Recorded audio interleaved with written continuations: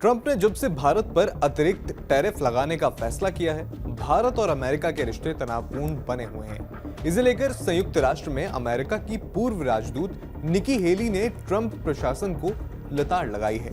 Heli ने चेतावनी देते हुए कहा कि अमेरिका और भारत का संबंध टूटने की कगार पर है। उन्होंने कहा कि चीन पर लगाम लगानी है तो भारत से रिश्ते सुधारने होंगे। हेली ने बुधवार को न्यूज़वीक में प्रकाशित एक लेख में लिखा कि अमेरिका और भारत दुनिया की दो सबसे बड़ी लोकतांत्रिक शक्तियां हैं। ऐसे में ट्रंप प्रशासन को रूसी तेल के मुद्दे और टैरिफ विवाद को दोनों में दरार पैदा करने की अनुमति नहीं देनी चाहिए। उन्होंने लिखा कि अमेरिका को अपनी सबसे महत्वपूर्ण बात को नजरअंदाज नहीं करना चाहिए कि चीन का सामना करने के लिए हमें भारत जैसे एक दोस्त की जरूरत है।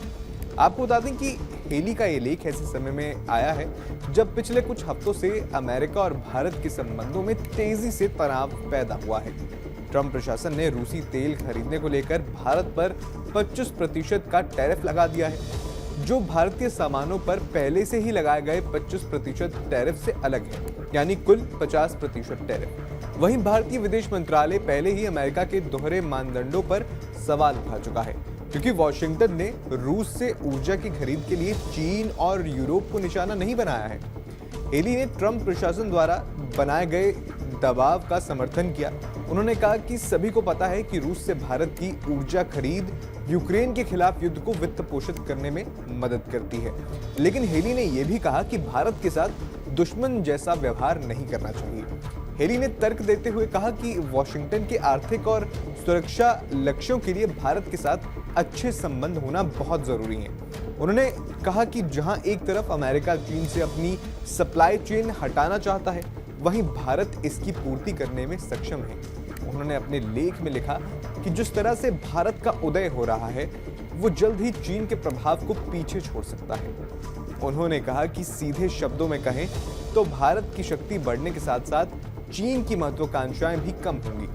हेली ने ट्रंप प्रशासन से आग्रह किया कि ट्रंप और पीएम मोदी के बीच सीधी बातचीत हो, ताकि दोनों देशों के बिगड़ रहे संबंधों को सुधारा जा सके। उन्होंने चेतावनी देते हुए कहा कि अगर कोई कार्रवाई नहीं की गई तो बीजिंग इस दरार का फायदा उठाएगा, जो अमेरिका के लिए एक बहुत बड़ी गलती होगी।